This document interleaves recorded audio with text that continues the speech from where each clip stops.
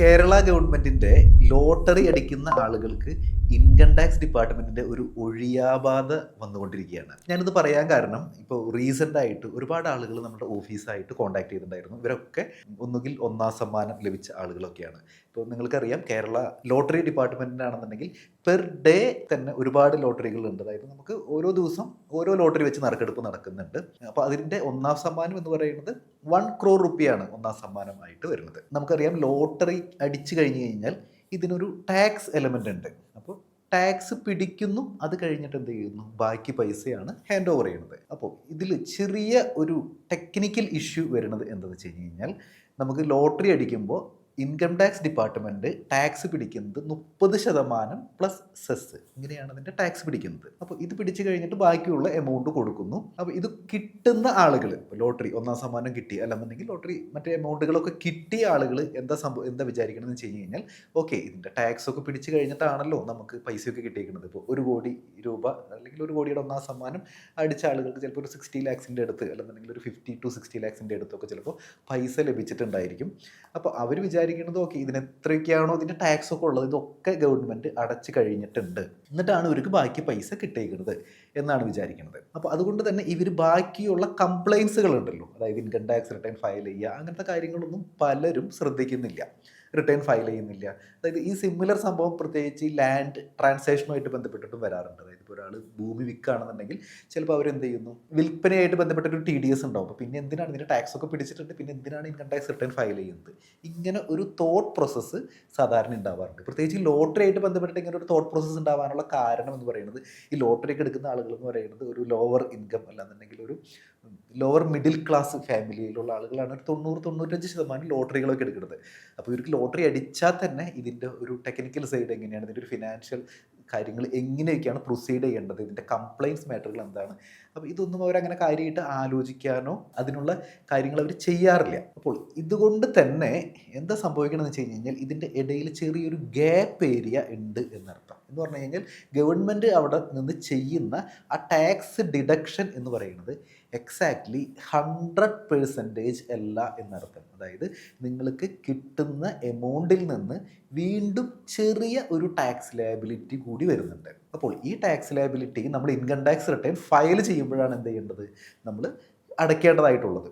അതല്ലാന്നുണ്ടെങ്കിൽ നിങ്ങൾക്ക് ലോട്ടറി കിട്ടി അപ്പോൾ തന്നെ വേണമെന്നുണ്ടെങ്കിൽ നിങ്ങൾക്ക് എന്ത് ചെയ്യാം, നിങ്ങൾക്ക് അടച്ചിടാം. പക്ഷേ നോർമലി ഇപ്പോൾ ലോട്ടറി കിട്ടിക്കഴിഞ്ഞ് കഴിഞ്ഞാൽ കുറച്ച് പൈസ ആളുകളുടെ കയ്യിൽ കിട്ടുമ്പോൾ അവർ വിചാരിക്കുന്നത് എല്ലാം അടച്ചു കഴിഞ്ഞു, എല്ലാം ഗവൺമെൻറ് പിടിച്ചു, ഇനി വേറെ ഒന്നും അടയ്ക്കാനില്ല, നമ്മുടെ സ്വന്തം പൈസയാണ് എന്നാണ് വിചാരിക്കുന്നത്. അപ്പോൾ ഈ ഒരു ഗ്യാപ്പ് ഏരിയ എന്ന് പറയുന്നത് ഞാൻ ഒരു സിംഗിൾ എക്സാമ്പിളിൽ കൂടെ ഞാൻ കാണിച്ചു തരാം. നമുക്കൊരു ഉദാഹരണം നോക്കാം. നമ്മുടെ കേരള ലോട്ടറിയുടെ ഒരു ഡെയിലി പ്രൈസ് വരുന്നത് 1 crore റുപ്പീസ് ആണ്, 1 കോടി രൂപയാണ്. അപ്പോൾ ഇതിൽ 10% എന്ന് പറയുന്നത് ഏജന്റിന്റെ കമ്മീഷനാണ്.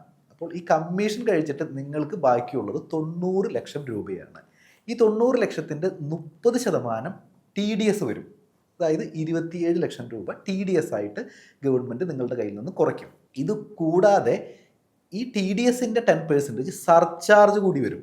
എന്ന് പറഞ്ഞു കഴിഞ്ഞാൽ 27 ലക്ഷം രൂപയുടെ 10% 2,70,000 രൂപ. അങ്ങനെ മൊത്തം 29,70,000 രൂപ സർചാർജും TDSും കൂടി വരും. ഇതിൻ്റെ 4% ഒരു സെസ് കൂടി അടയ്ക്കേണ്ടതായിട്ടുണ്ട്. അതായത് 1,18,800 രൂപ. അപ്പോൾ ഇതെല്ലാം കൂട്ടി 30,88,800 രൂപ ശരിക്ക് ടാക്സും സർചാർജും സെസ്സും കൂടി ടോട്ടൽ വരുന്നുണ്ട്. എന്നാൽ ഈ TDS പിടിക്കുന്ന കാര്യത്തിൽ ഇൻകം ടാക്സ് ആക്ടിൽ ചെറിയ ഒരു ടെക്നിക്കൽ പ്രശ്നമുള്ളത്, ഇവർ TDS പിടിക്കുമ്പോൾ ഈ TDS എമൗണ്ട്, അതായത് ഈ 30%, ആ 30%ത്തിൻ്റെ സെസ് ഉണ്ടല്ലോ, അത് മാത്രമാണ് പിടിക്കുന്നത്. അതായത് നമ്മൾ നേരത്തെ പറഞ്ഞ ഒരു 10% സർചാർജ് ഈ TDSന്റെ കൂടെ പിടിക്കുന്നില്ല എന്നുള്ളതാണ് ഈ പിന്നീടുള്ള ഈ തർക്കങ്ങൾ വരാനും പിന്നീടുള്ള ഈ ഡിമാൻഡുകൾ വരാനും കാരണമായിട്ട് വരുന്നത്. അതായത് നിങ്ങൾക്ക് 1 കോടിയുടെ ലോട്ടറി കിട്ടുമ്പോൾ ഗവൺമെൻറ് TDS ആയിട്ട് പിടിക്കുന്നത് 27 ലക്ഷം രൂപയും അതിൻ്റെ സെസ് ആയിട്ടുള്ള 1,08,000 രൂപയാണ്. അതായത് 28,08,000 രൂപയാണ് ഈ TDS ആയിട്ട് പിടിക്കുന്നത്.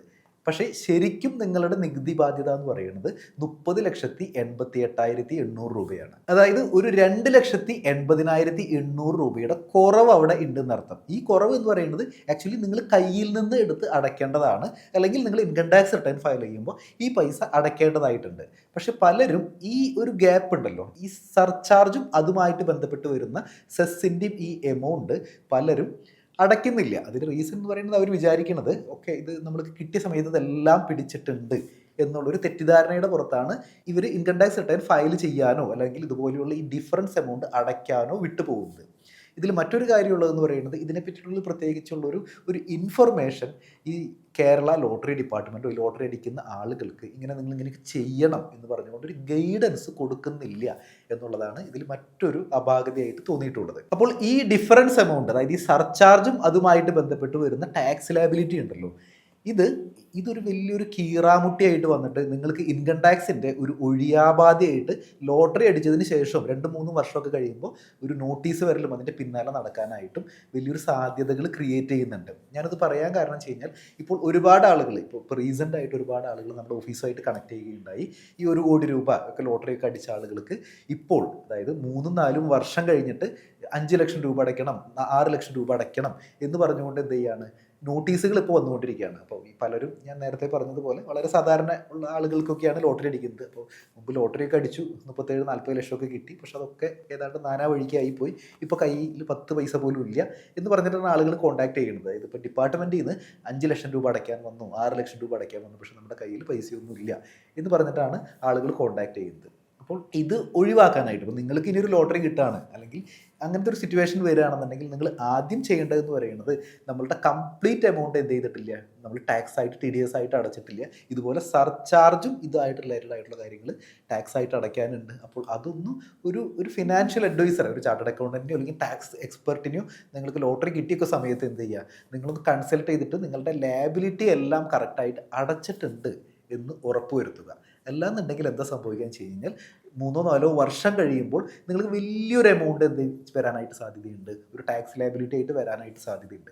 ഞാനീ പറയുന്നത് ചെറിയ ചെറിയ എമൗണ്ടുകൾ എന്ന് പറഞ്ഞാൽ ഈ 1 crore ലോട്ടറി അടിച്ച കാര്യം ആളുകളുടെ കാര്യം മാത്രമല്ല കേട്ടോ. ഇപ്പോൾ നമ്മൾ 5-6 വർഷം മുമ്പ് ഓണം ബമ്പർ അടിച്ച ഒരു കക്ഷി തന്നെ നമ്മൾ കോൺടാക്ട് ചെയ്തിട്ടുണ്ടായിരുന്നു. അദ്ദേഹത്തിന് ആകെ പൈസ ലോട്ടറിയൊക്കെ കമ്മീഷനൊക്കെ കഴിച്ച് കിട്ടിയത് ഏകദേശം ഒരു 8 കോടി രൂപയുടെ അടുത്താണ് കിട്ടിയേക്കുന്നത്. അപ്പോൾ അതിൽ സർചാർജ് എന്ന് പറഞ്ഞാൽ വലിയൊരു എമൗണ്ട് ആണ്.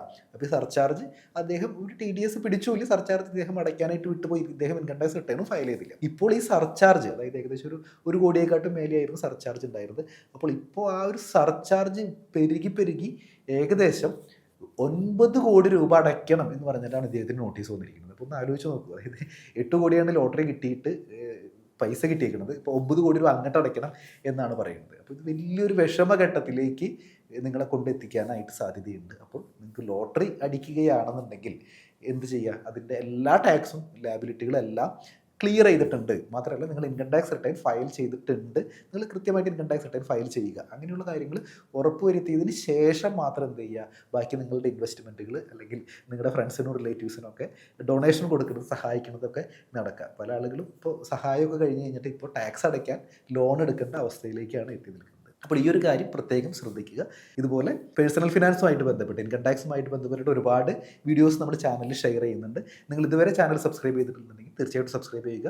നിങ്ങൾക്ക് ഈ വീഡിയോ ആയിട്ട് ബന്ധപ്പെട്ടിട്ട് നിങ്ങൾക്ക് എന്തെങ്കിലും സംശയങ്ങളോ അഭിപ്രായങ്ങളോ ഒക്കെ ഉണ്ടെന്നുണ്ടെങ്കിൽ, നിങ്ങൾ ഇതുപോലൊരു സിറ്റുവേഷനിലൊക്കെ ആണ് എന്നുണ്ടെങ്കിൽ തീർച്ചയായിട്ടും നിങ്ങൾക്ക് കമൻറ്റ് ബോക്സിൽ രേഖപ്പെടുത്താം. അല്ലാന്നുണ്ടെങ്കിൽ നമ്മളുടെ ഓഫീസിൻ്റെ നമ്പർ, വാട്സപ്പ് നമ്പർ ഡിസ്ക്രിപ്ഷനിൽ കൊടുത്തിട്ടുണ്ട്, നിങ്ങൾക്ക് അതിലേക്ക് കണക്ട് ചെയ്യാം.